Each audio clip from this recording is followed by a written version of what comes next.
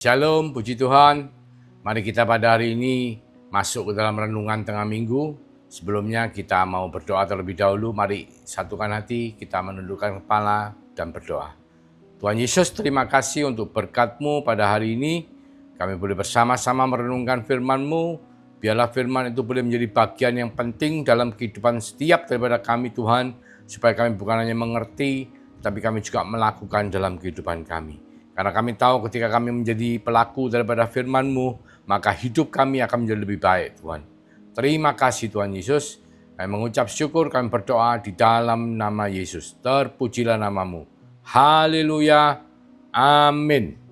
Puji Tuhan, kita masuk dalam satu topik yang tentunya mungkin seringkali terjadi dalam kehidupan kita sebagai anak Tuhan ataupun sebagai manusia ya, yaitu apa?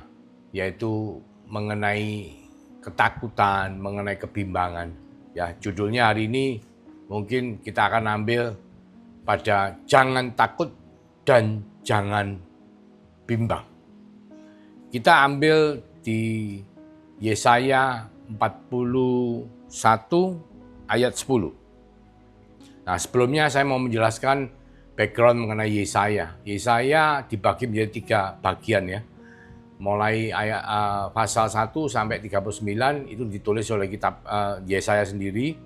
Mulai ayat 40 itu ditulis oleh anak buah Yesaya. Dan itu berbicara mengenai pengharapan daripada bangsa Israel yang pada waktu itu lagi dalam pembuangan di Babel. Jadi ternyata bangsa Israel sempat mengalami masa pembuangan ya, di mana keturunan dari Raja Israel pada waktu itu dihabiskan, dikalahkan oleh musuh dan mereka semua ditawan dan dibuang ke Babel.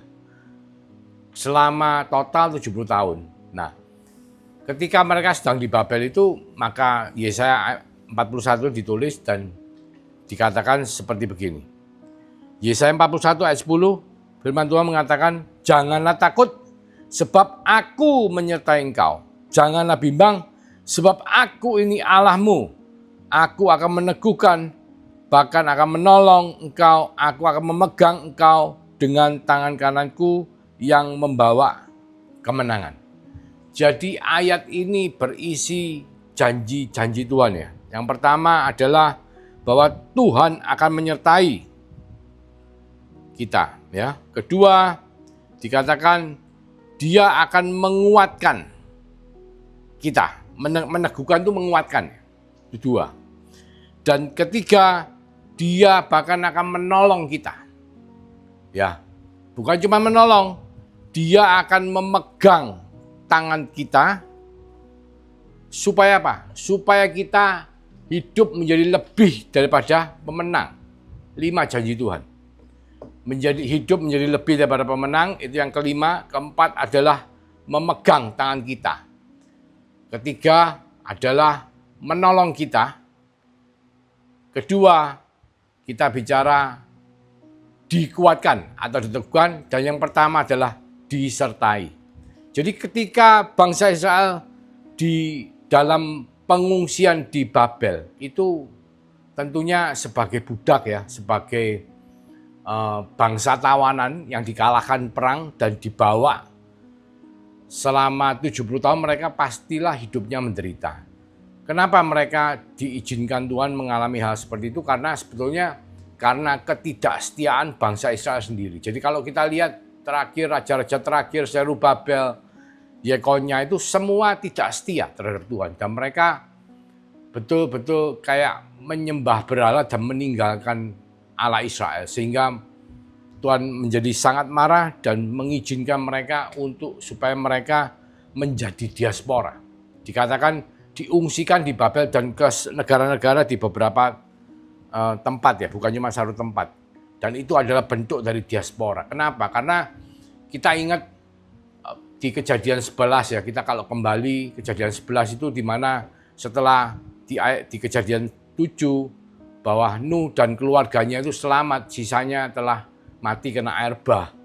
Dan oleh karena keturunan Nuh dan keluarganya itu, maka mereka menjadi bangsa yang besar. Dikatakan di Kejadian 11 mereka bakal mendirikan menara yang maunya tinggi ya, sampai menjangkau langit ya. Karena apa? Karena mereka merasa pandai, bahasanya sama, dan mereka dikatakan apapun yang mereka kerjakan akan berhasil. Dan Tuhan membuat mereka diaspora.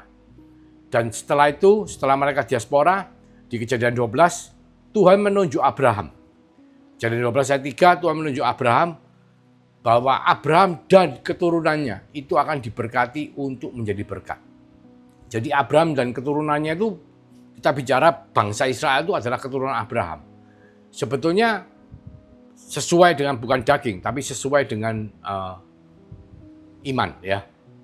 Keturunan Ismail enggak, tapi keturunan Abraham yang dari Ishak, yang dari anak perjanjian itu yang diberkati untuk menjadi berkat. Maksudnya apa? Diberkati secara luar biasa, secara jasmani, juga secara spiritual rohani.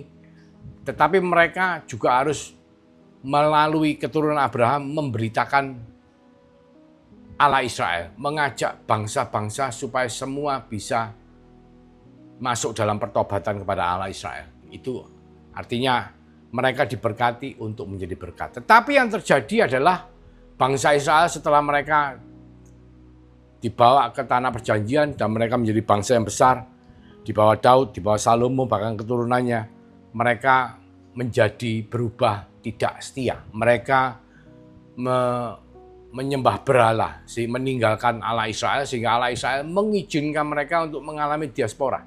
70 tahun mereka di pengungsian, dibuang ya, di pembuangan.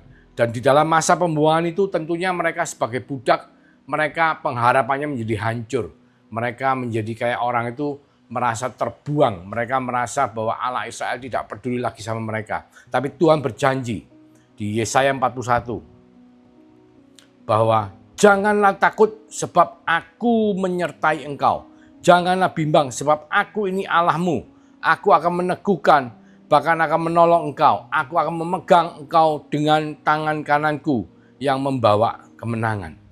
Jadi sebetulnya Allah berjanji kepada bangsa Israel bahwa setelah engkau melewati ini semua, engkau akan menjadi bangsa yang lebih daripada orang-orang yang menang. Cuman semasa di dalam proses ya, kalau kita katakan ini proses karena itu satu kehidupan yang tidak enak sebagai budak di tempat pengungsian yang mungkin tidak mempunyai pengharapan, mungkin tidak mempunyai pekerjaan dan kehidupannya teraniaya. Itu mereka masuk dalam satu fase kehidupan yang menderita, tidak enak. Mungkin saudara dan saya pernah juga mengalami atau bahkan sedang mengalami, mungkin kalau dulu, kalau pada usia saya, mungkin saya melewati zaman krismon ya, krisis moneter. Di mana pada waktu krisis moneter itu kita kalau bicara secara kehidupan bangsa Indonesia, mungkin yang mata uangnya mengalami satu devaluasi atau depresiasi yang begitu besar ya.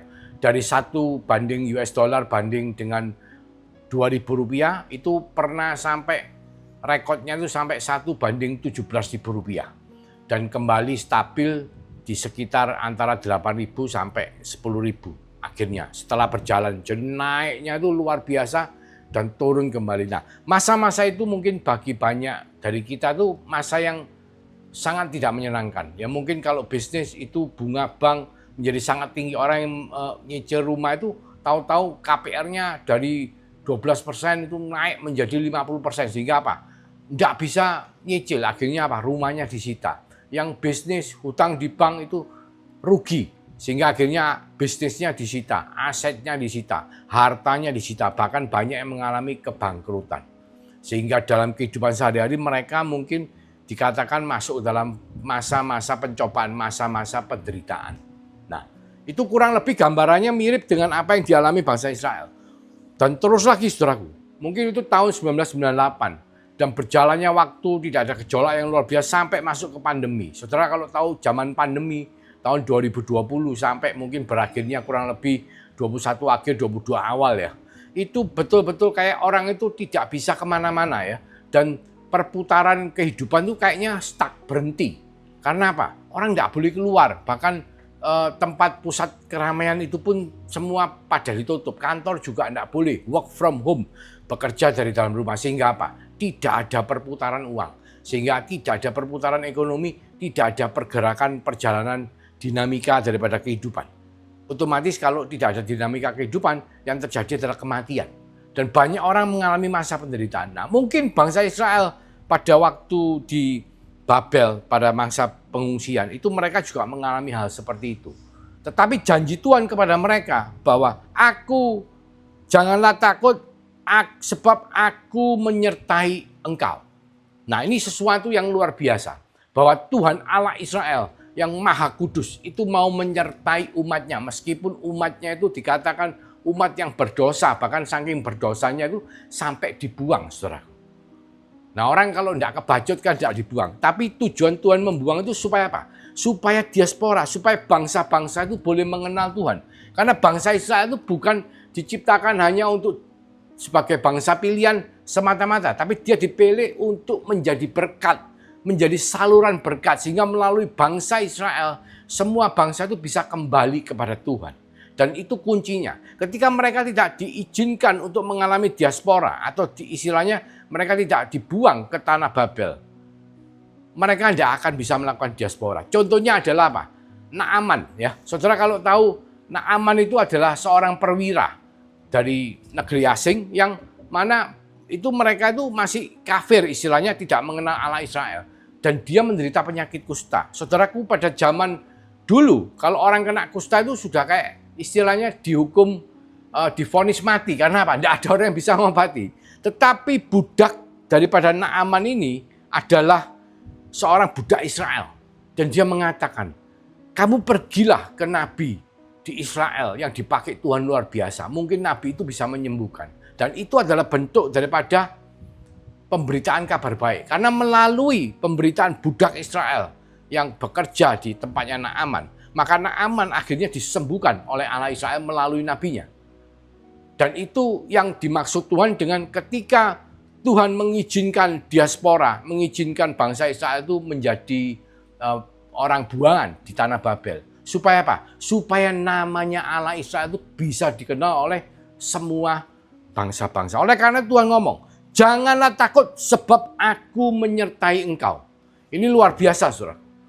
Allah Israel sendiri yang menyertai. Seperti ketika bangsa Israel keluar dari tanah Mesir, dibawa menuju ke tanah perjanjian di Israel. Allah Israel sendiri yang menyertai umatnya. Supaya umatnya yang dulunya budak itu bisa menjadi manusia merdeka dan menerima tanah perjanjian. Jadi pertama, jangan takut. Kenapa? Karena Allah sendiri yang menyertai mereka. Demikian pula dengan kehidupan saudara dan saya. Ketika kita sedang menghadapi masalah, mungkin sekarang banyak terjadi PHK di luaran karena begitu cemasnya orang-orang terhadap perang dagang yang sedang terjadi. Indonesia kena tarif daripada Amerika dan banyak negara-negara lain juga kena tarif yang begitu besar dari Amerika. Sehingga ada kemungkinan beberapa bulan bahkan tahun ke depan ini terjadi stagnansi. Ya, mungkin kita mengharapkan akibat dampak pandemi ini ekonomi bisa pulih kembali, mungkin pekerjaan bisa tersedia dengan begitu banyak, kita semua bisa kembali beraktivitas secara normal. Tetapi dengan adanya perang dagang, ya, perang fisik antara Israel dengan Palestina atau bahkan juga sebelum itu dan masih berjalan antara Ukraina dengan Rusia, itu semua mengganggu. Semua menjadi satu masa di mana masa-masa itu membuat banyak dari saudara dan saya ini mengalami hal-hal yang semestinya kita tidak mengalami. Jadi tidak enak lah istilahnya, sesuatu yang memang Tuhan menjanjikan bahwa kita untuk tidak takut menghadapi masa-masa ini. Karena apa? Karena Allah sendiri yang menyertai kita. Ya, hari ini puji Tuhan dengan kematian Tuhan Yesus Kristus di atas kayu salib dan kebangkitannya pada hari yang ketiga, dan iman kita kepada Dia yang membuat kita memperoleh meterai Roh Kudus, maka penyertaan Tuhan itu sempurna Immanuel atas kehidupan saudara dan saya. Kalau di perjanjian lama itu tidak semua orang bisa mendapatkan penyertaan roh Tuhan, ya. Karena apa? Hanya orang-orang pilihan, orang-orang tertentu yang memang Tuhan memberikan urapan khusus, anointing khusus, yang mana roh Tuhan itu hinggap dan menyertai mereka. Tetapi tidak pada orang umum pada masa itu, pada zaman perjanjian lama. Tetapi janji Tuhan adalah janganlah takut sebab aku menyertai engkau. Apalagi kita sudah bukan dijanjeni saja, kita itu dikasih meterai. Ya, janji tok enggak, dikasih jaminan oleh Tuhan bahwa penyertaan Tuhan adalah Immanuel terhadap kehidupan saudara dan saya. Oleh karena itu, saudaraku, janganlah engkau takut. Karena apa? Karena Allah Israel itu membuat tubuh kita ini menjadi baitnya, menjadi rumahnya. Sehingga roh Allah itu sendiri tinggal di dalam kehidupan kita. Tetapi konsekuensinya adalah saudara tidak boleh hidup sembarangan ya. Gambarannya seperti ini. Ketika saudara tahu gambarnya Roh Kudus digambarkan juga dengan ilustrasi bahwa dia itu seperti burung merpati. Nah, misalnya kalau kita ini berjalan ada burung merpati yang hinggap di pundak kita. Tentunya supaya burung merpati ini tidak terbang, kita tidak boleh jalannya sembarangan. Kita harus berjalan dengan hati-hati. Demikian pula sebagai bait Allah yang roh Allah tinggal dalam kita tidak boleh sembarangan. Kita harus menjaga kekudusan bait Allah kita. Kita harus menjaga supaya bait Allah ini tidak dicemarkan, bahkan tidak mengalami kematian. Mungkin melalui makanan yang untuk tubuh jasmani atau melalui makanan spiritual untuk rohani kita supaya kita tidak tercemar oleh hawa nafsu dunia.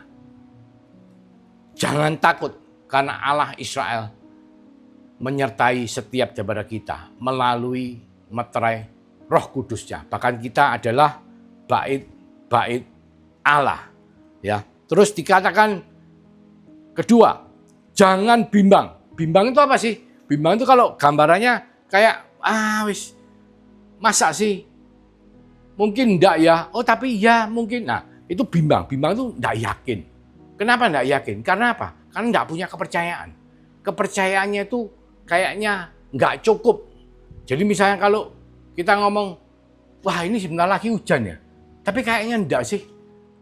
Wis, tapi apa ya? Nah, itu menunjukkan satu kebimbangan. Nah, Tuhan menegaskan, jangan bimbang. Kenapa Tuhan mengatakan jangan? Sebab dia tuh Allah Israel.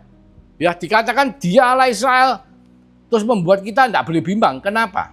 Karena sebagai Allah Israel, kita lihat di Yesaya 40, mulai ayat 12. Perikopnya Allah di atas semua Allah.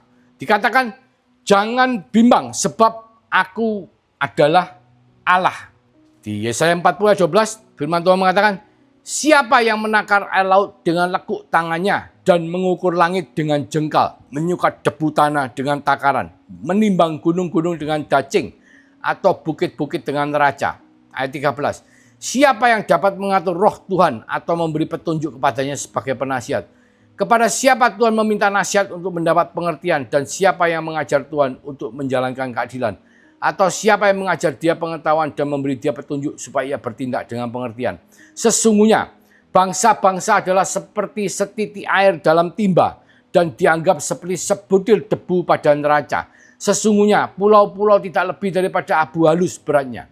Lebanon tidak mencukupi bagi kayu api dan marga satwanya tidak mencukupi bagi korban bakaran. Segala bangsa seperti tidak ada di hadapannya.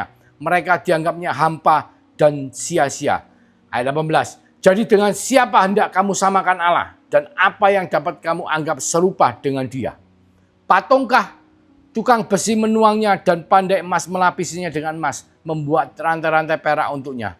Orang mendirikan arca, memilih kayu yang tidak lekas busuk, mencari tukang yang ahli untuk menegakkan patung yang tidak lekas goyang. Tidakkah kamu tahu? Tidakkah kamu dengar? Tidakkah diberitahukan kepadamu dari mulanya? Tidakkah kamu mengerti dari sejak dasar bumi diletakkan? Dia yang bertahta di atas bulatan bumi yang penduduknya seperti belalang. Dia yang membentangkan langit seperti kain dan memasangnya seperti kemah kediaman. Dia yang membuat pembesar-pembesar menjadi ada dan yang menjadikan hakim-hakim dunia sia-sia saja. Saudara, itulah Allah kita, Allah Israel. Allah yang berjanji kepada saudara, jangan takut sebab aku menyertai engkau. Jangan bimbang sebab akulah Allah.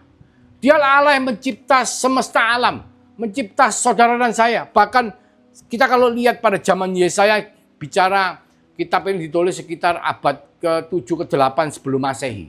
Tapi saudara tahu 7 ke-8 sebelum Masehi belum ditemukan ilmu astronomi.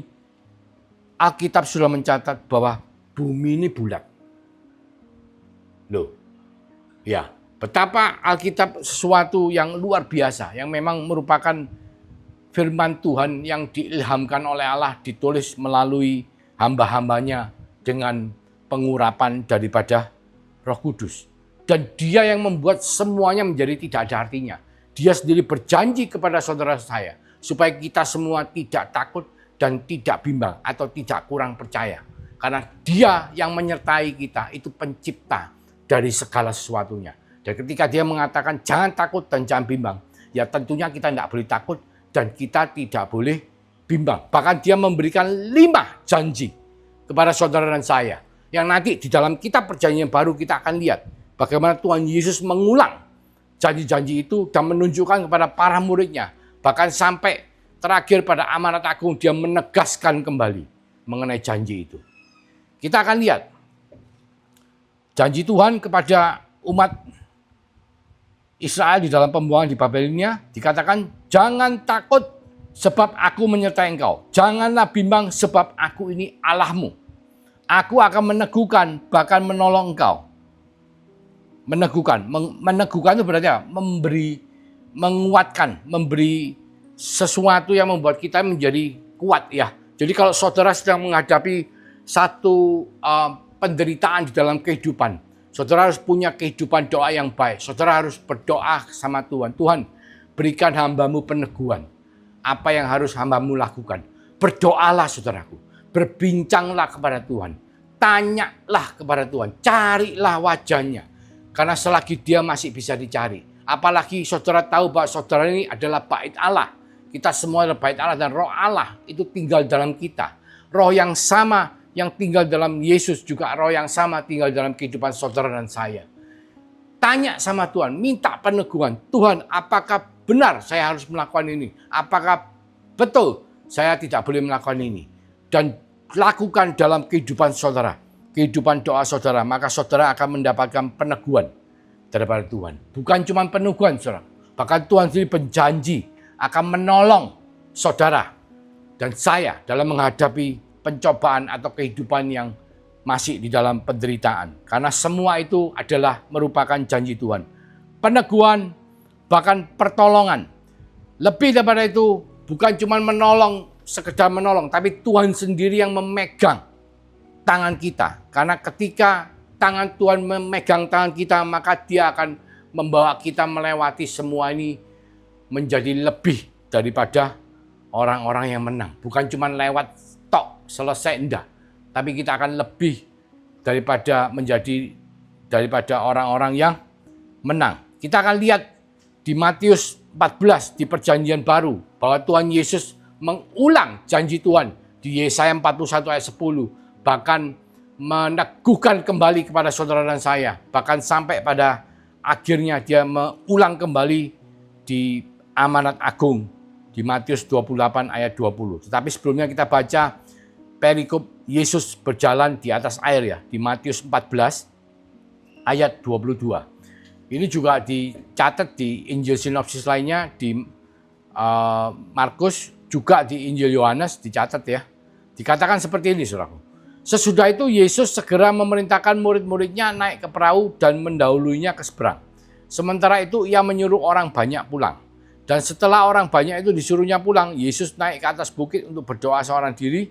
Ketika hari sudah malam, ia sendirian di situ.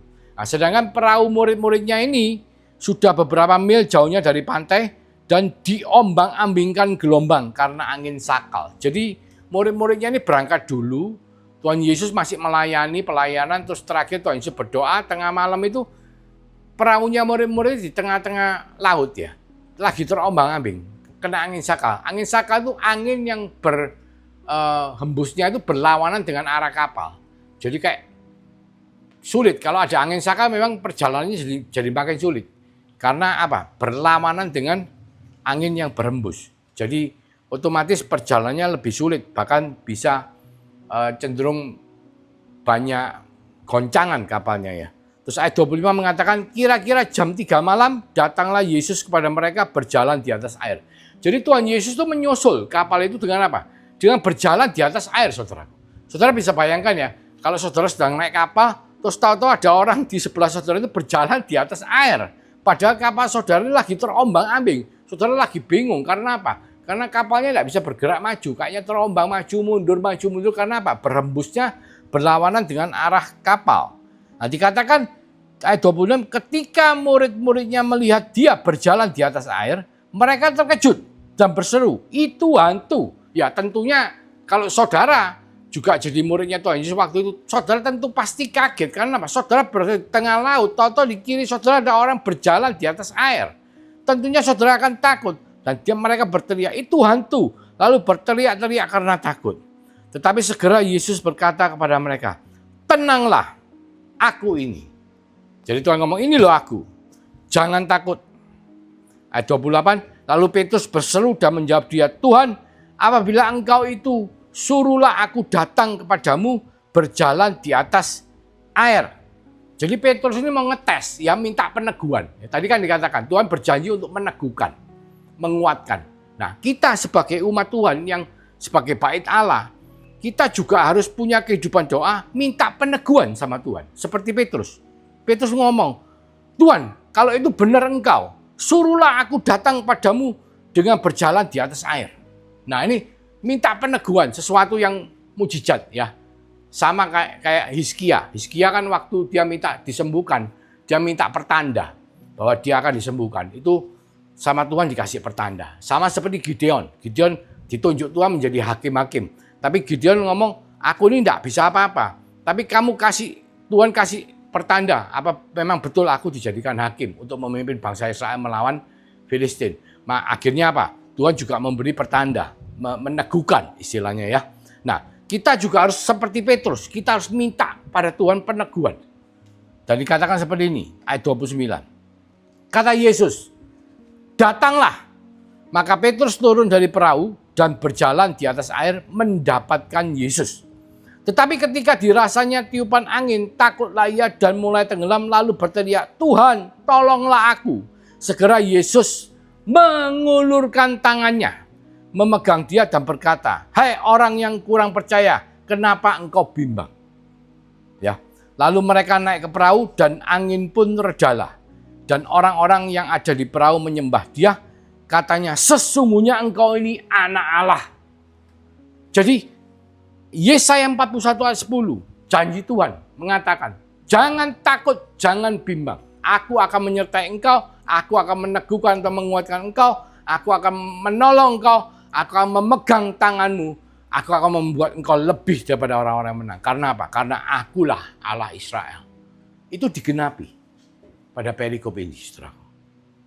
Digenapi persis seperti yang dialami oleh Petrus dan murid-murid Tuhan Yesus. Jadi kuncinya apa? Supaya kita bisa menerima janji Tuhan.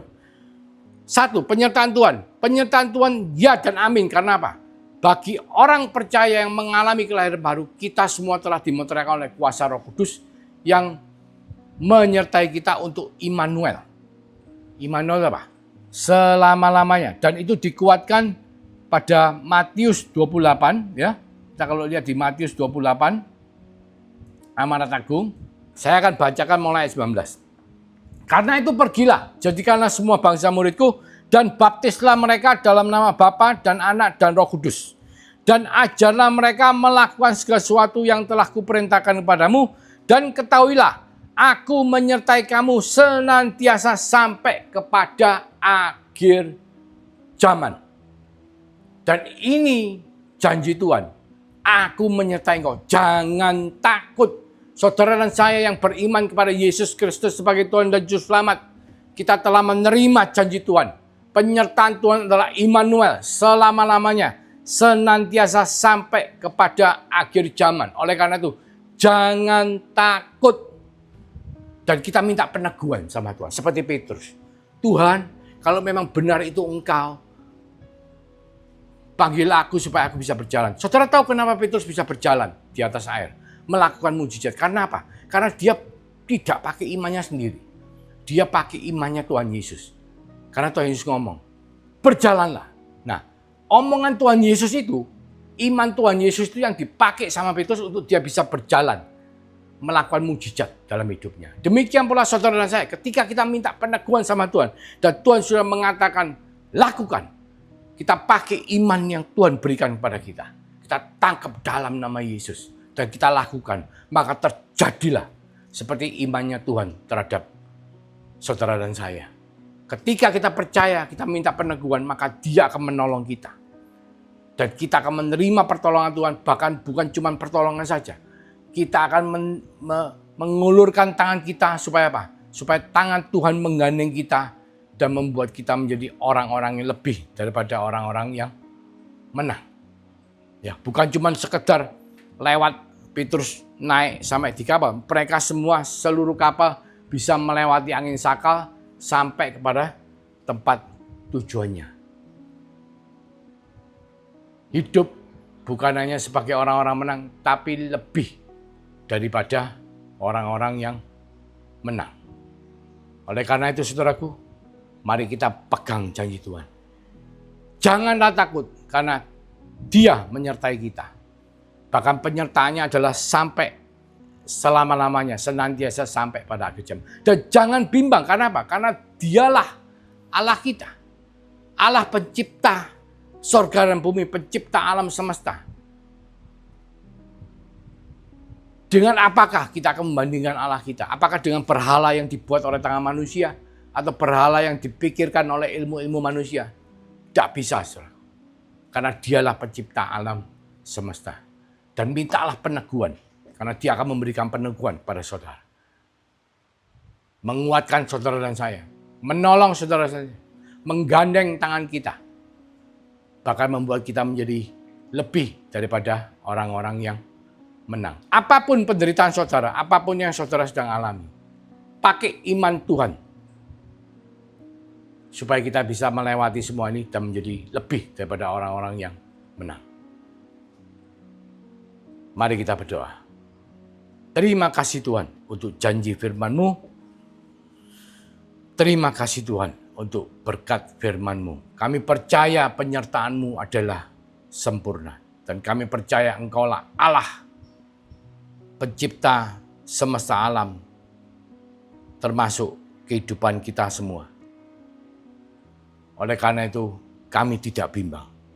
Dan kami percaya Engkau memberi kekuatan, peneguhan pada setiap daripada kami. Bahkan Engkau menolong kami, menggandeng tangan kami, untuk supaya kami boleh menjadi lebih daripada orang-orang yang menang. Terima kasih Tuhan. Angin boleh menjadi sakal. Hidup boleh menjadi sulit. Penderitaan boleh bertambah-tambah. Tetapi janji firman Tuhan adalah ya dan amin. Oleh karena itu, kami semua tidak akan menjadi takut. Kami semua tidak akan menjadi bimbang. Karena Engkaulah Allah, Jehovah, Allah Israel.